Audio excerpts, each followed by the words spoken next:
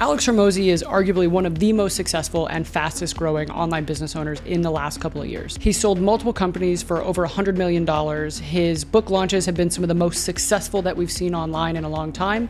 And acquisition.com is on track to become a $1 billion company. And even as he said it here, I'm really new to content, but the majority of the money I've made has been from paid ads. So I went through his books, I went through his YouTube videos, I even went through his multi-hour course that's on acquisition.com, and I broke down his top paid advertising strategies into 8 simple principles that you can use to run better ads. We're gonna cover how to get started all the way to scale the Hormozi way. Alex's first big point is all about your ad creatives. And the most important thing here is that the messaging is more important than fancy production. Your creative, so like the actual ads you are running on the platform, are the #1 most important variable in order to make your ads work. It's not about your targeting, it's not about your bid strategy, it's not about what technology you're using, it is all about your creative. You wanna make sure that you are speaking to pain points and the deep desires of your ideal customer. Alex also talks a lot about using social proof in your ads. So make sure you've got testimonials, you're showing results, you even got little before and afters, and then end with a strong CTA. Make it super simple and very clear about exactly what somebody needs to do next. Alex talks a lot about how native looking ads, meaning like low production, something that somebody would naturally just post on social media on their own,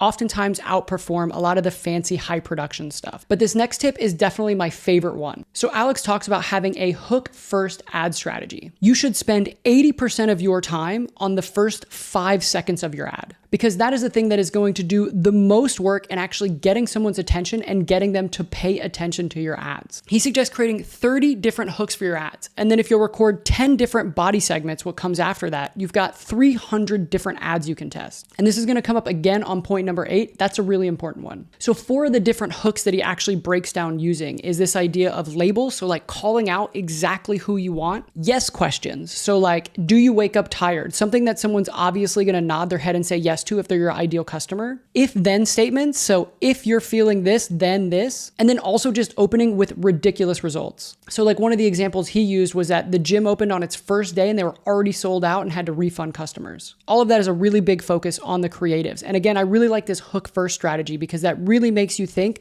what is the one thing that you're doing that's going to get people's attention on the ad platform and get them to pay attention to your ads? Alex's second tip, and it still focuses on the creatives, is efficiency matters more than being creative. All advertising works. It's not a matter of if advertising works, it's about how well you can get it to work. And so one of his tips to make it work really well is making sure your ad's being really efficient and clear about speaking to exactly the person that you want it to. A lot of people get lost in trying to be really clever with their ads because they see what a lot of big brands are doing and they're trying to model what they think are like really clever ads. But the truth is, for most small businesses, you just need to be really clear about who you're communicating to and helping them understand what are the pains that you can help them solve and what are the benefits that they can get if they work with you. But I think it's this mindset shift about how all advertising works. And it's not about like if you can make ads work, but it's about how well you can make ads work. Alex's next tip is about targeting. And he really emphasizes going broad. And again, using your creative to actually call out to the person you want. So you want to choose what platform you're advertising based on your audience. But the reality is, for most people, Facebook is a great place to start advertising. It's also a really easy place to start testing. So you can get really good data on what works before you take that to other platforms. But one of the big mistakes a lot of people make is they over target. So they're trying to micro target different audiences on these different platforms instead of just opening things up and letting the algorithm go find the right people and making sure that your ad is actually calling out to who you want. So one of the examples he likes to use a lot is like, if you're going after dentists, make sure your ads say attention dentist. I mean, just call out exactly who you want in that very first sentence. Another big targeting tip is he says retarget everybody, because that is the cheapest and highest ROI campaigns you can possibly run. So where most people are really focused on how to get people in at the top of the funnel, one of the things that Alex focuses on is you want ads to drive your attention at the top of the funnel, but you want to make sure you have retargeting set up so you're constantly staying in front of the people who are already engaging with your campaigns. Alex's next tip is all about knowing your numbers, because he says you need to track the money in order to be able to print the money. So for most companies, your advertising kind of goes in 3 stages. In the very beginning, you're just setting up tracking so you're not flying blind and you actually know what's going on. And then he says in phase 2, you're actually just going to lose money because you're buying data trying to figure out what works. But once you know what works and you're able to scale really hard, that's when you get into printing the money. These are Alex's 3 phases. You need to treat your advertising like an investment and not an expense. If you're okay with losing a little money up front in order to learn what's actually working, that's how you can win long term. Alex's key metrics for everybody to track are your cost to acquire a customer, your lifetime value of a customer, your ROAS, or your return on ad spend, your cost per lead, and your click-through rate. If you measure these 5 metrics, you can have a really clear idea on how well people are engaging with your ads, how people are converting through your customer journey, and then how much money you're actually making with your ads. And then Alex says you need to make sure you have at least a 3-to-1 ratio for your gross lifetime profit to your cost to acquire a customer, meaning you should be willing to spend at least 1/3 of the LTV of a customer in order to get that customer from ads. So Alex's next tip is all about Grand Slam offers. And this is actually just a great reminder that no ad works without an incredible offer. So you can use Hormozi's offer formula to really think about how you can put something to get enticing together for your ideal customer that's going to work well with ads. Alex talks about running lead magnets, but he also talks about running low ticket offers. So what is like a really low ticket, low risk thing that you can run so that you can break even on your ad costs, but get the right people in the door and get them to say yes. So maybe that's like a $7 starter kit or just something really simple that somebody can buy in order to get started working with you. Because the ideal goal here is that you structure your offers in a way that your customers are actually breaking even on your ad spend. So this is where you can use order bumps and upsells to actually try to break even on your ad spend. And then what you're basically doing is creating a customer printing machine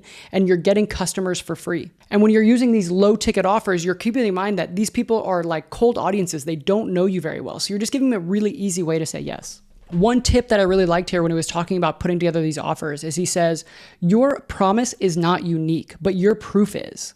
So keeping in mind that all of us are probably advertising in a space where there's a bunch of competitors who are making the same promise, it's not about the promise that we're making that's going to make us stand out. It's about the proof that we have that we can generate the result.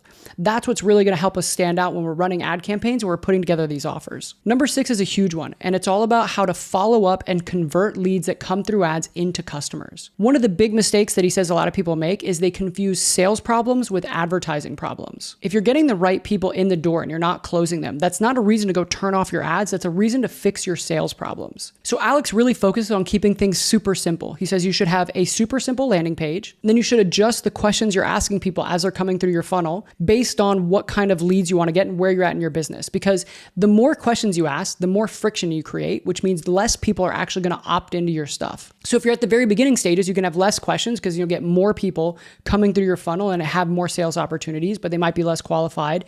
And then as you grow and as you're expanding, you could tune that friction so that what you end up having is you have more qualified people and less of them because you've asked more questions in your application. But the big thing here is following up fast. So you want to use automations so that you can send SMS and DMs and emails right away as soon as someone opts in. And then ideally you can get someone to reach out to those new leads within 5 minutes of coming through your form. Because this back-end sales process really is the key to ROI. And then one other really great tip that he has is you can use things like Facebook groups or school communities in order to drive all of your leads there so that they have a place to stay, hang out in the community and get warmed up and nurture so you can drive more sales opportunities later. You don't have people just falling out of the back of your funnel without having any follow-up. The next big tip that I got from Alex was his 7-20-10 rule. And this is all about testing and scaling your ads. So Alex says in any given account, what you really want to have is you want to have 70% of your budget going towards proven winners. You want to have 20% of your budget testing small different variations. And then you want to have 10% of your budget testing bold moves, like brand new big ideas inside your ad account. You monitor your key metrics, just like we talked about before, which is like your click-through rate, your CPL, and your ROAS on these ads. And then when you find a winner, scale hard. Don't be afraid to go from $100 a day to $1,000 a day to $5,000 a day when you have winning ads that are profitable. Your ROAS might drop, but ROAS is not the most important metric to look at when you're scaling this hard. What you really want to be watching is your profitability. So how much cash are you actually collecting at the end of the day because of the ads that you're running? Another thing he adds here is that no ad lasts forever. So at some point your ads are going to fatigue out. And what you want to do is you make sure